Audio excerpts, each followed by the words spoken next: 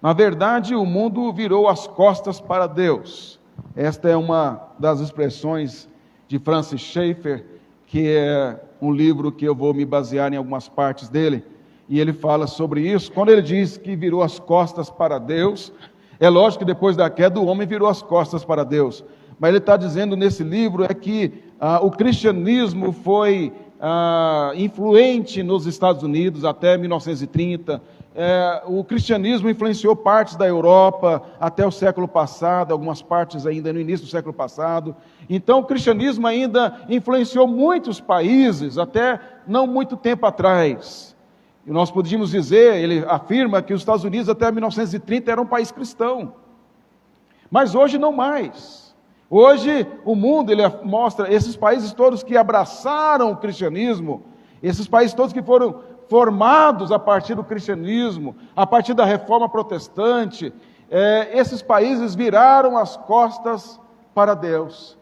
E aí então nós, por esta razão, nós vivemos dentro de um contexto de total oposição ao cristianismo e um mundo pós-cristão. Esse é o Francis Schaeffer, já falecido, pastor presbiteriano, americano, apologeta, e quem gosta de estudar, vale a pena ler qualquer livro que Francis Schaeffer tenha escrito. Foi um defensor da fé cristã, ousado, e que quase que profeticamente falou dos desafios da igreja no século XXI, sendo que ele morreu em 83.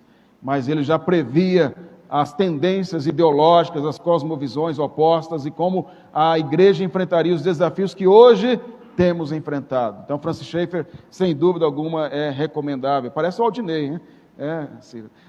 Então, ele trabalha nesse livro aqui, lembrei do Aldinei quando eu vi essa foto.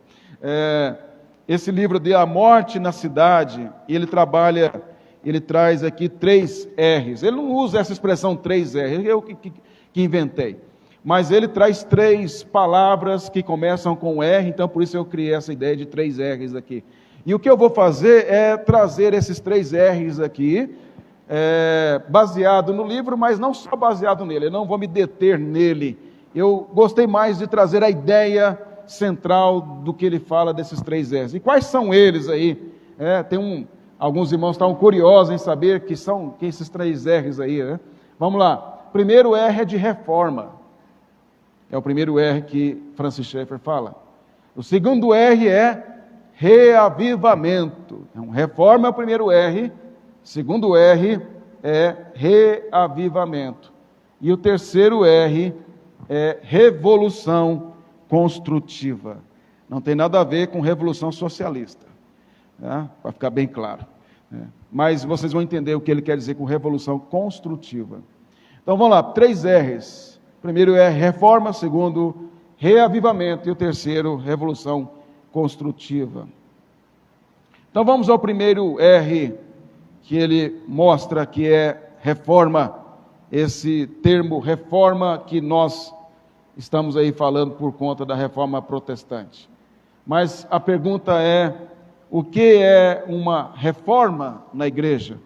E aí eu uso uma definição simples que Schaeffer faz, que é uma restauração à doutrina pura. Reforma na igreja, reforma teológica, é uma restauração à doutrina pura. Isso significa, portanto, que quando ocorre uma reforma na igreja teológica, é porque a doutrina não está mais pura, é porque a doutrina não está mais fiel às Escrituras. Doutrina é o ensino, a teologia de uma igreja.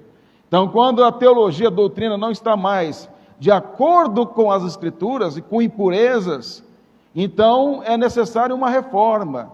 E quais impurezas são características básicas de causar impureza na doutrina? Distorções, que são as heresias, as falsificações da palavra de Deus, misticismo, como vocês podem ver Colossenses, Paulo fala sobre isso, legalismos criados, costumes que a Bíblia não ensina, mas é criado na igreja como regra de fé e prática, tradições vazias e assim por diante, ou seja, todo tipo de falsidade, de distorção. O Senhor Jesus fala para os discípulos para que eles tomassem cuidado com o fermento dos fariseus. Fermento é aquilo que aumenta a massa, não é isso? As irmãs que sabem fazer bolo, eu não sei fazer isso. Mas o fermento, ele leveda, né, a massa.